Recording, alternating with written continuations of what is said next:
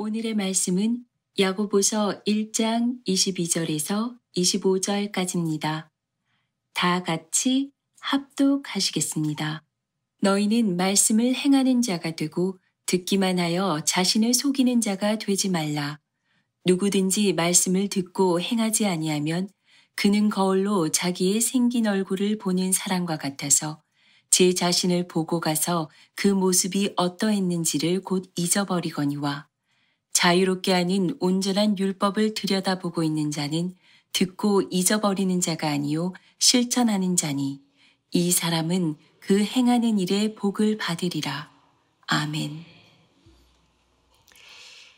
우리나라 사람들의 특징이 있겠죠. 네. 우리 한국인은 밥에 진심인 민족이다, 이렇게 표현한 글을 봤습니다.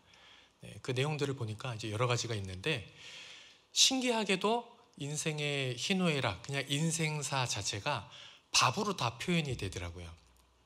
만나면 식사하셨습니까? 묻고, 헤어질 때는 자기가 나중에 밥 한번 먹자, 그렇게 인사를 합니다. 걱정거리가 있는데 어떤 걱정거리냐? 뭐 해 먹고 살지? 이런 걱정을 하고요. 회사에 들어가면 한솥밥 먹게 됐다라고 이야기를 합니다. 만류할 때는 도시락 싸들고 다니면서 만류를 하고요. 불호, 너무 싫다, 그러면 밥맛 없다라고 이야기를 합니다. 무임승차, 밥상에 숟가락 얹기 표현을 하고, 그리고 고마울 때나 부탁할 때도 똑같이 하더라고요. 고마워, 내가 나중에 밥 한번 살게. 이거 좀 해줘, 내가 밥 한번 살게. 밥이면 다 해결되는 게 바로 우리 한국인의 정서인 것 같습니다. 금강산도 식후경, 아무리 좋은 거라도 배고프면 아무것도 할 수 없다. 그래서 우리나라 사람들은 밥이 너무나도 중요하다라고 하는 것을 이야기하고 있습니다. 밥 중요하죠. 네, 밥심으로 삽니다. 근데 중요한 것은 밥을 한 번 먹었다고 해서 그 한 번의 밥이 우리 인생을 다 원동력이 돼주는 것은 아니에요. 오늘 먹은 밥은 오늘 내가 에너지를 쏟는데 다 사용합니다. 내일은 어떻습니까? 내일 쏟을 에너지는 내일 밥을 먹어야 돼요. 그래서 매일 정해진 일용할 양식을 통해서 에너지를 공급받고 또 활동하는데 우리가 지내야지만 우리가 건강한 삶을 영위할 수가 있습니다. 우리 육신에 양식이 필요하다. 자, 그러면 우리 영혼은 어떻습니까? 우리 영혼에도 양식이 필요하죠. 영적 양식이 필요합니다. 그래서 예수님께서는 신명기 말씀을 인용하시면서 사람이 떡으로만 살 것이 아니요 하나님의 말씀으로 살아야 한다라고 말씀을 하셨습니다. 여러분 어떻습니까? 우리가 주일에 이곳에 모여서 담임 목사님을 통해서 말씀을 받습니다. 우리 교회에 주시는 말씀, 그래서 우리가 그 말씀을 함께 나누고 구역에서 나누고 그 말씀을 붙들고 우리가 하나님의 뜻을 이루어가지요. 근데 어떤 분들은 주일에 그 말씀을 가지고 일주일을 잘 살아갑니다. 믿음대로 잘 살아가요. 그런가 하면 어떤 분들은 주일은 괜찮습니다. 주일은 그렇지, 이 말씀, 내게 주시는 말씀 참 은혜가 됐어, 힘이 됐어. 그리고 월요일, 화요일, 수요일쯤 되면 이제 말씀이 기억나지 않아요. 은혜를 계속 이어가지 못하는 경우도 상당히 있습니다. 그래서 우리에게는 날마다 공급되는 말씀의 양식이 있어야 돼요. 그것이 성경 읽기일 수 있고요, 말씀 묵상일 수 있고요, 또 설교를 통한 말씀의 해석일 수도 있습니다. 그래서 우리는 이런 말씀의 양식들을 잘 챙겨 먹고 건강하게 우리가 신앙생활을 해나갔으면 좋겠습니다. 우리가 누군가 걱정되는 사람이 있을 때 지금은 이렇게 표현을 하진 않지만 예전에는 이렇게 표현을 많이 했습니다. 얼굴이 굉장히 안 좋아요. 그러니까 야, 무슨 일 있어? 밥은 먹고 다니냐? 이렇게 이제 물어요. 그리고 어떻게 하죠? 만납니다. 만나서 밥을 먹여요. 밥을 먹이고 대화를 하고 헛헛한 거 마음저기가 있으면은 풀어주고 조언도 해주고 이런 관계를 풀어나갑니다. 그러면 우리가 영적으로 걱정되는 사람이 있으면 어떻게 해야 될까요? 마찬가지로 말씀은 먹고 다니니? 라고 물을 수 있겠죠. 이거를 제가 풀어서 설명을 하면 말씀을 보고 있는지, 그리고 말씀을 듣는데 그 말씀이 내 귀에 들어오는지, 마음속에 들어오는지, 그리고 말씀을 통해서 내가 은혜를 받고 있는지, 이런 영적인 상태를 체크해야 됩니다. 어때? 괜찮아? 이런 부분들을 우리가 체크를 하고, 그렇지 않다, 말씀을 보지도 않고 이 자리에 앉아서 말씀을 들어도 귀에 하나도 안 들어오고 잠만 쏟아지고 은혜도 안 되고, 만약에 그렇다라면 여러분, 우리가 어떻게 해야 될까요? 내가 받은 은혜를 그 사람에게 나눠줘야 합니다. 왜냐하면 우리가 항상 좋을 수는 없어요. 늘 은혜가 가득하고 늘 성령 충만할 수는 없습니다. 어쩔 때는 마음이 강팍해요. 강팍하기 때문에 말씀을 읽어도 눈에 들어오지 않고, 상황 여러 가지 이유들로 인해서 마음이 그렇기 때문에 말씀이 내 귀에 들어오지 않을 때도 있습니다. 근데 그거를 옆에서 은혜 받는 사람이, 그 말씀으로 해서 내가 은혜를 충분히 누리고 하나님에 대한 어떤 감동이 있는 분들이, 그분들에게 씹은 음식이 아니죠, 씹은 내가 소화한 그 영적인 은혜들을 나눠줘야 돼요. 그래서 영적으로 힘들어하는 분이 계시면 교육자가 신방을 갑니다. 그리고 구역장이 또 신방을 갑니다. 가셔서 뭘 하죠? 영적인 밥을 먹이는 거예요. 말씀을 통해서 소망을 얻을 수 있도록, 말씀을 통해서 일어날 수 있도록, 말씀으로 위로하고 말씀으로 격려하고 말씀을 먹이는 겁니다. 그래서 결론을 말씀드리면, 우리가 영적 건강을 위해서, 육신을 위해서는 음식을 먹지만 영적인 건강을 위해서는 말씀의 꼴을 먹어야 합니다. 잘 먹어야 됩니다. 그 중에서 여러 가지 말씀의 꼴을 먹는 방식들이 있지만 말씀 묵상에 대한 이야기를 하려고 합니다. 여러분 중에 혹시나 요즘 영적으로 내가 좀 침체되어 있다, 힘이 안 난다, 이런 분들은 3월부터, 2월이 좀 많이 지나갔으니까 3월부터 말씀 묵상을 결단하셨으면 좋겠습니다. 그래서 영적으로 건강을 회복하시고 또 힘을 얻으셨으면 좋겠습니다. 또 신앙생활 잘 하시는 분들도 말씀 묵상을 하셨으면 좋겠습니다. 더 건강해지실 거예요. 은혜 받는 게 더 깊어지실 거예요. 그리고 내가 받은 은혜를 나누면서, 은혜는 나눔입니다. 그리고 나눔은 나눌수록 풍성해집니다. 그래서 우리 많은 분들이 성경 묵상하는데, 말씀을 묵상하는데 동참해 주셨으면 좋겠습니다. 이 말씀 묵상을 통해서 기대하는 바가 있습니다. 당연히 먼저는 말씀을 보기 때문에 이 하나님의 말씀이 지혜와 지식으로 우리 안에 쌓여요. 그리고 말씀이 우리 안에 들어오면 하나님께서 주시는 위로와 소망, 기쁨과 평안이 있습니다. 그래서 말씀을 내 안에 채울 때에 영적으로 건강해지죠. 그렇기 때문에 말씀을 우리가 묵상하는 것이, 읽고 묵상하는 것이 상당히 유익합니다. 근데 우리가 말씀을 묵상해서 영적으로 건강함을 얻는 것보다 더 중요한 것은 그 결과예요. 건강해서 끝이 아니라 건강하기 때문에 나타나는 결과들이 우리에게 훨씬 더 유익하다라는 겁니다. 묵상을 통해서 우리가 얻을 수 있는 첫 번째 유익은 하나님의 의를 이루게 됩니다.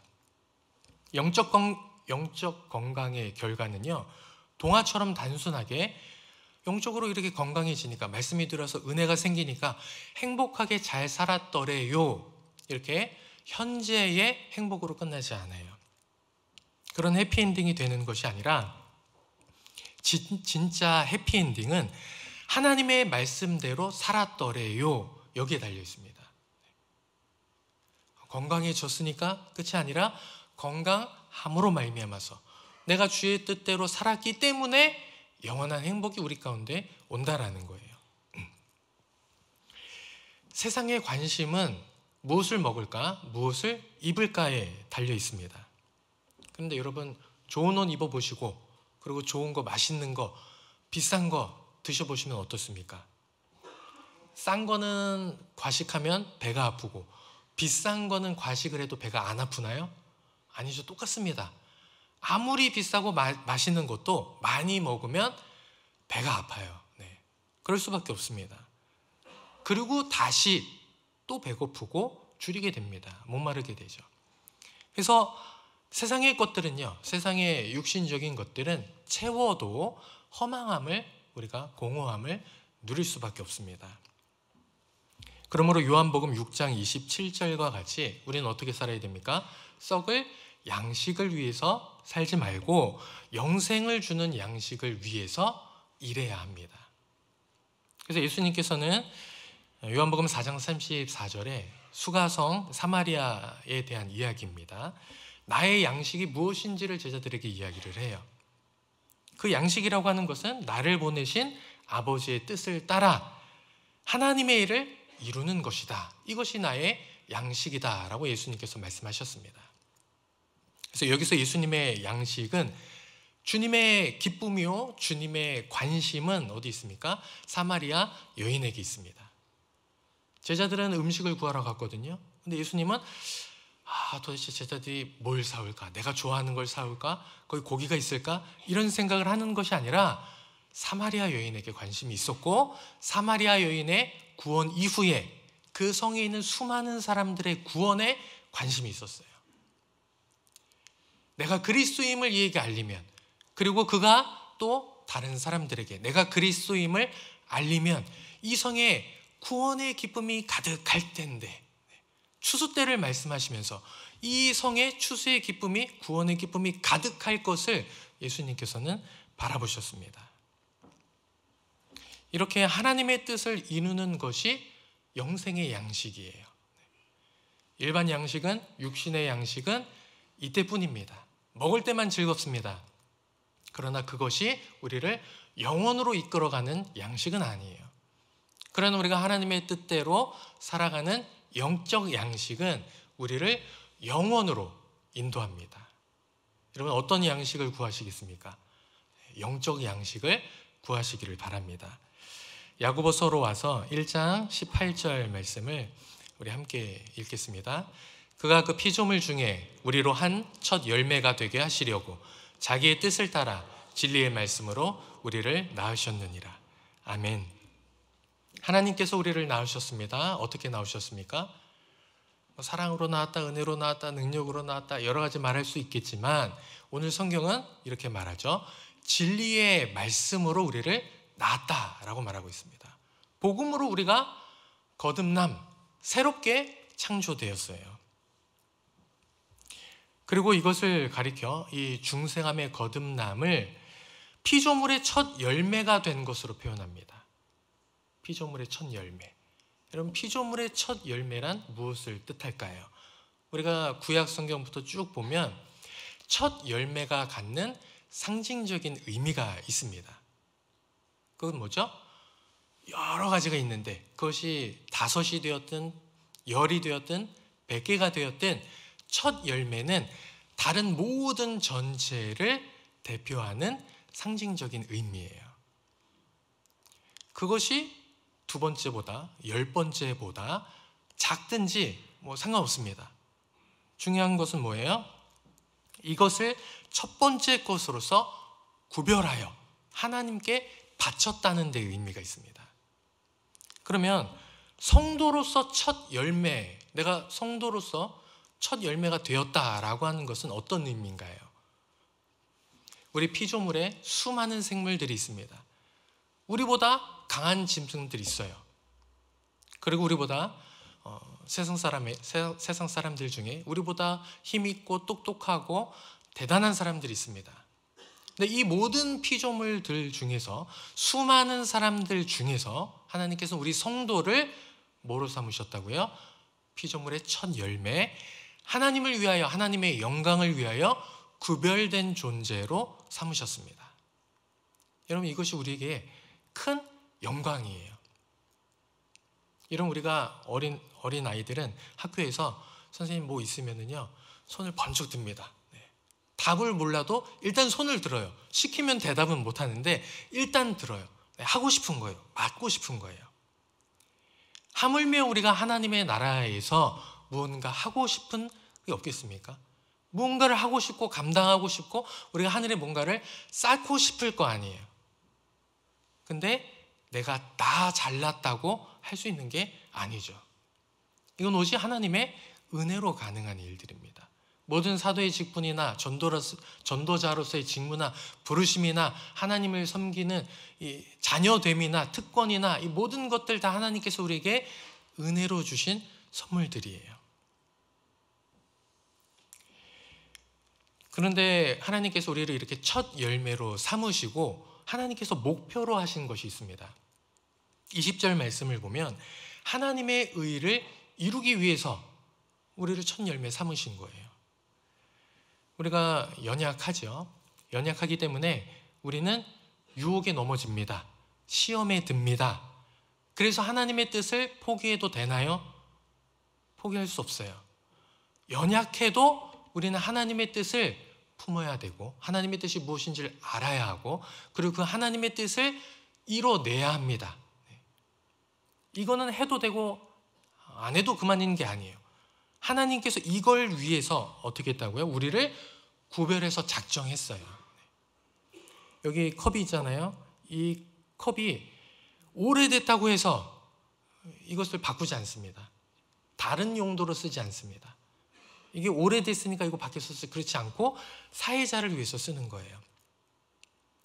이걸 뭐 예전 같으면 성전에 기구라고 하면 그것이 오래되었든 아니면 그것보다 더 큰 게 있든 그것보다 더 비싼 게 있어도 성전에서 쓰기로 작정된 것을 예배 때 하나님을 위해서 구별해서 씁니다. 구별했기 때문에 그걸 쓰는 거예요. 마찬가지로 하나님께서 우리를 어떻게 하셨다고요? 구별하셨습니다. 첫 열매로 우리를 쓰시겠다 구별하셨어요. 그렇기 때문에 우리는 어떻게 해서든지 하나님께서 원하시는 하나님께서 기뻐하시는 삶을 살아내야 합니다. 그럼 우리가 이를 위해서 무엇이 필요할까요? 우리가 진리의 말씀으로 나왔기 때문에 우리는 계속해서 말씀을 충전해야 돼요. 진리의 말씀을 묵상하는 일들을 통해서 우리는 이 하나님의 의를 하나님의 뜻을 이뤄갈 수 있습니다. 말씀으로 거듭난 성도들은 하나님의 뜻을 이루기 위해서 무엇을 해야 하는가? 두 번째는요, 묵상을 통해서 둘째, 더럽고 넘치는 악을 내어버릴 수 있습니다. 우리 야고보서 1장 21절 상반절인데 우리 함께 읽겠습니다. 그러므로 모든 더러운 것과 넘치는 악을 벗어버려라. 아멘. 여러분, 우리의 옛 성품이 있습니다. 이 우리의 성품이라고 하는 것은 다 욕심이 있어요. 네, 욕심 없는 사람이 없고요. 되려 욕심이 없으면 바보요. 또 잘 안 되는 것이고 욕심이 있어야 잘 된다라고 욕심 있는 걸 칭찬하는 시대를 우리는 살고 있습니다. 욕심 없는 사람이 어디 있습니까? 다 욕심이 있죠. 좋은 것이든 아니면 자기 이익을 위한 것이든 다 욕심을 갖고 삽니다. 그런데 그 욕심이라고 하는 것이 우리가 미혹이 되어서 죄를 짓게 됩니다. 이게 앞에서 쭉 이어져 내려오는 맥락이에요. 그래서 우리 마음속에 무엇이 가득합니까? 정욕과 방탕과 음란함과 미어함과 더럽고 악한 것이 가득하게 돼요. 근데 진짜 큰 문제는 말씀이 있으면 우리가 이런 것에 대해서 우리 스스로를 지킬 수 있는데 말씀이 없을 때에는 진리의 기준이 없기 때문에 우리 스스로를 지켜내질 못합니다. 그것이 영원한 사망에 이르기까지 자각하지 못하고 그냥 그 길을 휩쓸려 가요. 권력 있는 자는 약자를 억압합니다. 음란하고 부정하며 그리고 세상 속에서 게으르고 부정직하고 타인을 향해서는 작은 티끌도 지적하지만 내 눈에 있는 큰 들보는 보지 못하면서 우리는 이렇게 살아갑니다. 이게 왜 그러냐? 말씀이 없기 때문이에요. 기준이 없기 때문이에요. 그 진리의 참된 기준 앞에 내가 서지 못하기 때문에 나 스스로를 보지 못하는 겁니다. 여러분, 이스라엘이 가나안 약속의 땅에 들어가죠. 약속의 땅에 들어가서 사는데 방식이 있습니다. 어떻게 사냐? 이방인들과 통혼하지 말라, 이걸 하나님께서 명령하셨어요. 여러분, 왜 이방인과 통혼하면 안 됩니까? 지금 우리가 국제 결혼하잖아요. 근데 왜 이방인과 통혼하면 안 됩니까? 이때 당시에는 그 통혼으로 말미암아서 그들과 하나가 되고, 그리고 새 속에 물들어서 거룩함을 잃어버리기 때문이에요. 그들의 삶의 문화가 있습니다. 우상 숭배가 있고, 그 신적인, 미신적인, 이교적인 그런 수많은 사상들이 흘러 들어오는 거예요. 근데 그것이 삶의 한 부분을 차지하기 때문에 하나님이 아닌 우상 숭배하는 것들을 마음속에서 분별해내지를 못합니다. 그래서 죄의 기준을 아주 낮게 흐리게 해놨기 때문에 쉽게 범죄하고 이렇게 사는 것을 당연하게 여기죠. 죄로 여기지 않아요. 그렇게 사는 게 당연하다라고 합니다. 여러분, 우리도 우리 안에 말씀을 두지 않으면, 진리의 기준이 없으면 세상과 동화됩니다. 내가 하나님의 자녀인데 하나님께서는 분명히 수많은 피조물들 중에서 나를 첫 열매로 만드셨는데, 그렇게 구분하셨는데 내가 세상 사람들과 믿지 않는 자들과 구분이 안 된다? 이게 무슨 이야기입니까? 새 속에 물들어가고 있다는 거예요. 그렇기 때문에 우리는 우리 스스로를 세상 가운데 지키기 위해서 무엇이 필요합니까? 말씀 묵상이 필요하다라는 거예요. 말씀을 들여다보고 그 말씀 속에서 나 자신을 발견하는 것이 필요합니다. 사람들이 우리를 어떻게 보느냐? 아니요. 나 스스로 나를 어떻게 평가하느냐? 아니요. 하나님이 우리를 어떻게 판단하느냐? 하나님의 말씀에서 내가 어떻게 드러나느냐? 좌로 우로 치우쳤는지, 그 정도에 있는지 말씀으로 우리는 판단받게 됩니다. 우리가 27절 말씀을 보면 경건을 이야기합니다. 경건이란 무엇입니까? 하나님 앞에서 정결하고 더러움이 없는 경건에 우리가 이르러야 합니다. 경건. 여러분, 우리가 기도하고, 우리가 입을 열어서 주여 기도하고, 성경을 읽고, 남을 축복하는 말들을 하고, 옳은 말들을 하고, 여러분 경건하죠. 얼마나 경건합니까? 그런데 이 경건 이후에 우리가 타인과 대화를 하면서 부정적인 말들을 쏟아내고, 그리고 화를 내면서 상처를 주고, 남을 판단하고 비방하고 험담하고, 이렇게 찬양하는 입으로 우리가 혀를 제어하지 않고 입을 제어하지 못해서 악을 범할 때에는 여러분 어떻게 됩니까? 하나님께서 기뻐하시지 않는다라는 거죠. 그래서 말씀 앞에서 우리의 삶을 비출하는 거예요. 내가 경건의 행위를 한다고 해서 내가 경건한 사람이 아니라 내 삶에 이런 더럽고 악한 거를 지워버리고 정결케 하고 하나님 앞에서 살아가는 것이 경건이라는 거예요. 경건의 뜻은 하나님께서 기뻐하시는 태도를 갖는다는 뜻입니다. 내가 하나님께서 기뻐하시는 태도, 기도가 경건일 수 있는 거예요. 찬양이 경건일 수 있는 거예요. 구제가 경건일 수 있는 거예요. 하나님께서 기뻐하시는 말을 행하면 하나님께서 우리를 경건하게 보십니다. 그래서 우리는 묵상을 통해서 이 경건을 훈련하는 거예요. 말씀 앞에 엎드리면서, 말씀을 통해서 하나님 앞에 서면서 나 자신을 하나님 앞에서 그렇게 경건을 훈련하는 겁니다. 내가 어떻게 하나님을 기쁘시게 할 수 있을까? 내가 지금 하나님 기뻐하시는 인생을 살고 있는가? 아니면 내가 기뻐하는 인생을 살고 있는가? 나는 누구를 기뻐하는 인생을 살고 있는가? 말씀 앞에서 우리가 이 경건을 훈련하는 것입니다. 하나님께서 죄악에 물드는 것을 싫어하시고, 그래서 우리는 이런 것들을 끊임없이 돌이키는 일들을 해야 돼요. 야곱 같은 경우에는 하나님께로 돌아갑니다. 베델에 나타났던, 내가 경험했던 그 하나님께로 돌아가자. 그리고 여러 우상 신을 버리고, 그리고 새 속에 물든 옷을 버리고, 정결한 옷으로 갈아입고 그렇게 하나님 앞에 나아갑니다. 여러분, 우리도 마찬가지로 옷이 생활 양식을 뜻하거든요. 그래서 이 변화는 하나님 앞에서 내가 기존의 세상적인 것을 벗고 새로운 옷을 입는다라고 하는 것은 우리가 하나님 앞에 나의 삶의 태도, 방식을 바꾼다라는 거예요.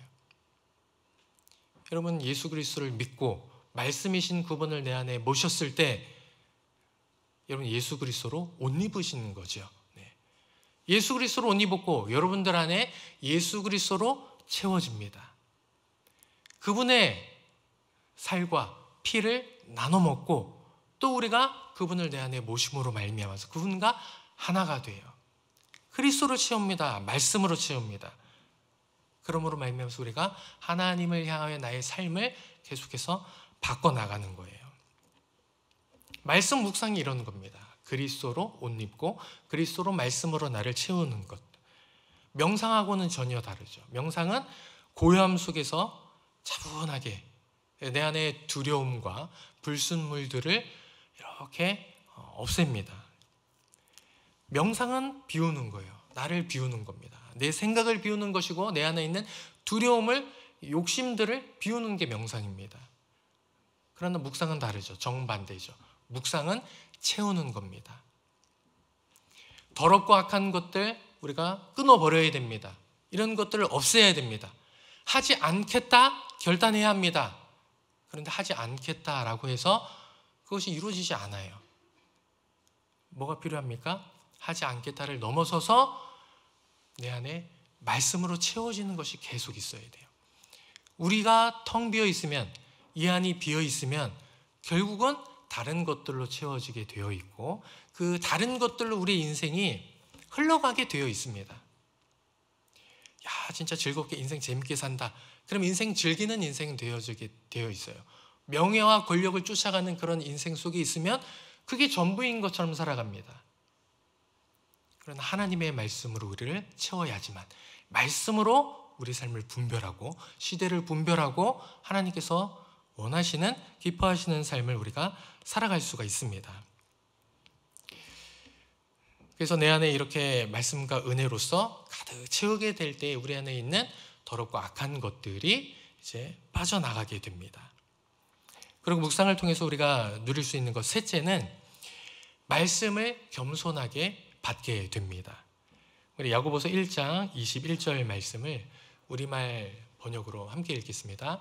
마음에 심겨진 말씀을 온유함으로 받으십시오. 이 말씀은 능히 여러분의 영혼을 구원할 수 있습니다. 아멘. 하나님께서 우리가 구원에 이르도록 이 말씀을 우리 마음에 두셨습니다. 우리는 이 말씀을 받아야 합니다. 여러분, 말씀을 받는데 어떻게 받으라고 훈련 받으셨습니까? 우리 교회뿐만이 아니라 대부분의 교회는 아멘으로 받으라고 하죠. 믿음으로 받으라는 거예요. 그렇게 하나님 말씀하셨으면 될 줄로 믿으라는 거예요? 품으라는 거예요? 붙들라는 거예요? 아멘 하고 우리가 말씀을 받습니다. 그런가 하면 오늘 말씀은 온유함으로 받으라 그랬어요. 온유함. 이 온유함이라고 하는 단어는 이렇게 번역이 됩니다. 겸손함. 말씀을 겸손히 받는다라고 하는 것은 무슨 뜻이냐? 겸손함이라고 하는 온유함, 겸손함, 그 원뜻은 비천한 상태를 뜻합니다. 비천한 상태, 종된 상태. 그게 겸손함으로 나타나게 되죠. 왜냐하면 우리가 높은 자리에 있는 사람들은 어떻습니까? 높은 자리에 있는 사람들은 어떻게 살죠? 교만할 수 있고 또 자기 뜻대로 삽니다. A로 가는 것이 서울로 가는 데 있어서 빠르다. 내가 생각했으면, 내가 판단을 내렸으면 그렇게 갑니다. 그런데 종된 상태, 비천한 상태, 겸손한 사람은 내가 생각할 때는 A가 아니라 B인데 근데 주인이 A로 가라 라고 이야기를 하죠. 그러면 겸손한 종은 어떻게 합니까? 이해하고 내가 주인의 명령에 따라요. 이게 겸손의 상태예요. 우리가 말씀을 이렇게 받아야 됩니다. 말씀을 받을 때 내가 말씀을 판단하는 게 아닙니다. 내가 말씀을 이거는 받아들이고 이거는 버리고 듣기 좋은 것은 마음에 받고 듣기 싫은 것은 흘려버리고 말씀을 그렇게 받아서는 안 된다라는 거예요. 말씀을 겸손하게 하나님의 말씀으로서 우리가 받아야 돼요. 겸손하게 말씀을 받을 때 마태복음 21장을 보면 두 아들의 비유를 볼 수 있습니다. 아버지가 포도원을 가지고 있고 이 포도원에 두 아들을 보냅니다. 아들아, 추수 때다. 가서 거둬들여. 아들이 맏아들이 대답합니다. 예, 아버지, 제가 가겠습니다. 둘째는 대답합니다. 아버지, 저는 아니에요. 형이 가니까 형 시키세요. 저는 다른 볼 일이 있습니다. 가지 않겠습니다. 라고 이야기를 해요. 그런데 그 결과 나중에 보니까 형은 대답은 잘했는데 안 갔어요. 동생은 싫다고 하더니 마음을 돌이켜서 가서 포도원에 가서 일하고 있습니다. 누가 겸손한 아들입니까? 둘째죠. 대답하는 거 좋습니다. 그러나 아무리 대답을 잘한다고 해도 결국 우리가 그 뜻대로 하지 않으면 그거는 겸손한 사람이 아니에요. 그러나 처음에는 내 반응이 거기 동하지 않을 수 있지만 마음을 돌이키는 게 중요해요. 내 생각을 바꾸는 게 중요해요. 여기에 겸손함이 있습니다. 나를 낮추는 게 있어요. 나는 싫은데, 나를 고집하는 게 아니라 내가 싫어도 거기에 내가 수긍이 되지 않아도 나 자신을 말씀 앞에 굴복시키는 인생이 되어야지만, 내가 거기에 무릎을 꿇어야지만 말씀 앞에 겸손한 사람이 되는 것입니다. 근데 포도원에 가겠습니다. 이 맏아들이 대답은 잘하고 가지 않았잖아요. 근데 이런 사람들을 가리켜서 야고보는 1장 23절에 이렇게 말합니다. 거울로 자기의 생긴 얼굴을 보는 사람 같다. 이렇게 이야기를 합니다. 거울로 자기의 생긴 얼굴을 보는 사람은 어떤 사람인가요? 여러분 오늘 거울 다 보고 오셨죠? 네. 몇 분 보셨습니까? 네. 어떤 분들은 30초, 어떤 분들은 10초, 네. 어떤 분들은 10분, 20분 볼 수도 있어요. 사람마다 거울을 보는 시간이 다 다릅니다. 그래도 거울 앞에 서서 꼼꼼히 봅니다. 그렇죠? 왜냐하면 나 자신을 이렇게 점검하는 거잖아요.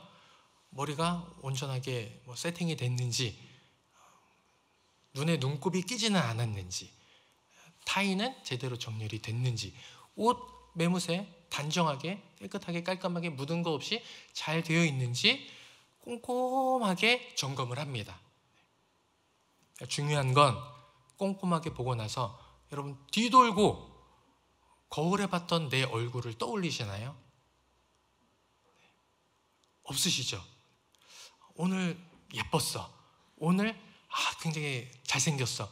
이렇게 거울로 봤던 내 얼굴을 계속해서 되새기는 사람은 없어요. 잊어버립니다. 왜냐하면 거울을 보는 용도, 목적은 그때 잠깐 나를 보는 것으로 끝나는 거예요. 봤으면 이제 더 이상 필요하지 않습니다. 그런데 말씀을 보는 이런 태도가 있다라는 거예요. 말씀을 봅니다. 대충 보는 게 아니라 꼼꼼하게 봅니다. 잘 봐요. 배경하고 공부하고 무슨 뜻인지 공부하고 잘 해서 정리를 해서 적용까지, 이게 저자가 이런 목적을 가지고 대상자에게 이런 메시지를 주고 있습니다. 자, 계속해서 나에게는 이런 말씀으로 해석을 했어요. 적용을 해서 잘 말씀을 정리를 합니다. 그리고 말씀을 딱 덮고 나서 그 말씀을 기억하지 않는 사람은 어떤 사람이요? 거울 보듯이 말씀을 보는 사람이에요. 이게 영적인 단기 기억 상실입니다. 이런 경우들이 상당히 많이 생겨날 수 있다라는 거죠. 여러분, 우리가 말씀을 묵상한다는 것은 그냥 이 자리에서 말씀 읽고 좋은 말씀 보고 그걸로 끝나는 게 아닙니다. 성경에 기록된 말씀이 있죠. 근데 기록된 말씀이 말씀 묵상을 하면서 하나님께서 내게 주시는 음성으로 들려오는 게 묵상이에요. 여기 이런 내용이 있네, 뭘 말하고 있네가 아니라 오늘의 내 삶 속에서 오늘을 살아가고는 나의 이 중심 가운데 하나님께서 지금 말씀하신다. 그걸 묵상을 통해서 듣는 거예요. 주님께서 포도원에 가라고 말씀하셨으면 가기 싫다. 주님께서 훈련에 열심을 내라, 헌신해라 라고 이야기를 했는데 훈련 받기 싫다, 헌신하기 싫다. 우리가 이런 마음이 들 때 말씀을 묵상하면 여러분 어떻게 해야 됩니까? 겸손히 말씀을 받는 사람은 마음을 돌이키는 거예요. 내가 마음을 바꿔야지. 전도하라고 했는데 내가 전도해야지.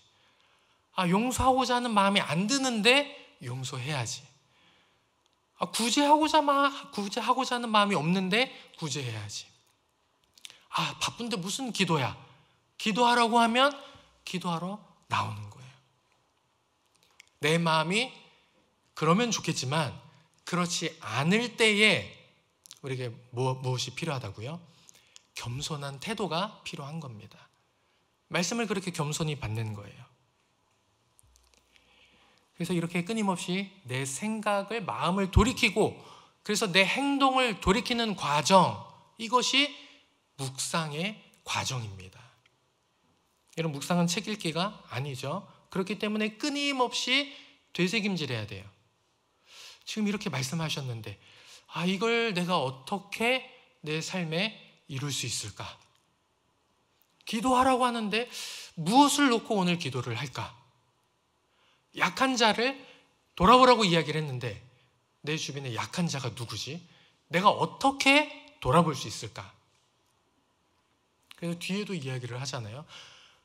형제가 먹을 것이 없어서 아니면 입을 옷이 없어서 여러 가지 궁핍하고 어려운 환경 가운데 찾아오면 잘 될 거야 라고 하는 것으로 되지 않는다라는 거예요. 어떻게 하라고요? 너에게 믿음이 있으면 행동을 바꿔서, 그런 마음이 있든 없든 실제 그렇게 행동하라는 거예요. 믿음으로 살라는 거예요. 여러분, 우리가 하나님의 사랑을 묵상합니다. 하나님이 사랑이시니까 우리가 성경을 묵상하면 하나님이 사랑이심이 얼마나 많이 나타나겠습니까? 그럼 어떻게 하나님의 사랑을 묵상합니까? 하나님이 우리를 위해서 저 높은 곳에서 이 낮은 곳으로 오셨네. 우리를 위해서 죽기까지 희생하시면서 그 사랑을 보여주셨네. 하나님의 이 사랑이 너무나도 위대하다. 그 사랑을 묵상하고 끝납니까? 하나님의 사랑을 묵상한다면 그 사랑을 내 안에 품어야죠. 그걸 말씀으로 내 안에 넣어야죠. 그래서 하나님의 사랑과 같이 나도 사랑해야죠. 묵상은 그렇게 사랑하는 거예요. 하나님이 사랑이시면 내가 사랑하는 게 묵상인 거예요. 하나님이 약한 자들의 편에 섰으면 내가 그들의 편에 서는 것이 묵상인 거예요. 하나님께서 거룩하고 정결하시고 의로우시면 내 삶의 모든 죄악들을 싸워나가는 것이 묵상인 거예요. 그래서 여러분, 묵상을 지식 쌓기로 그렇게 하지 않으셨으면 좋겠습니다. 책 읽기로 하지 않으셨으면 좋겠습니다. 안 보는 것보다는 책이라도 읽는 게 낫지만 그러나 책을 읽으면서 말씀을 묵상하셨으면 좋겠어요. 그래서 우리 삶의 순종, 우리 삶의 말씀의 실천, 묵상을 통한 행동을, 믿음의 행동을 하셨으면 좋겠습니다. 그래서 하나님께서는 성경을 통해서 우리에게 말씀하십니다. 끊임없이 말씀하세요. 이 세상을 향해, 그리고 이 세상 속에 살아가는 우리를 향해서 하나님께서는 말씀하십니다. 우리가 어떻게 살아가야 할지를 말씀하세요. 우리가 하나님을 기쁘시게 할 수 있는 것이 무엇인지 끊임없이 말씀하십니다. 여러분, 우리가 어떻게 해야 됩니까? 말씀 묵상을 통해서 들어야 돼요. 하나님의 말씀을 들으십시오. 그리고 그 말씀을 내 안에 채우십시오. 그리고 그 말씀을 묵상함으로 말미암아서 내 삶을 다스리고 하루를 주를 위해서, 주를 기뻐하시는 그 경건의 삶을 살아가시기를 바랍니다. 그래서 우리가 주님을 사랑하는 만큼 이 말씀 묵상함을 통해서 주님과 함께 늘 동행하는 여러분들 다 되시기를 주의 이름으로 축복합니다. 우리 이 시간에 함께 찬양하도록 하겠습니다.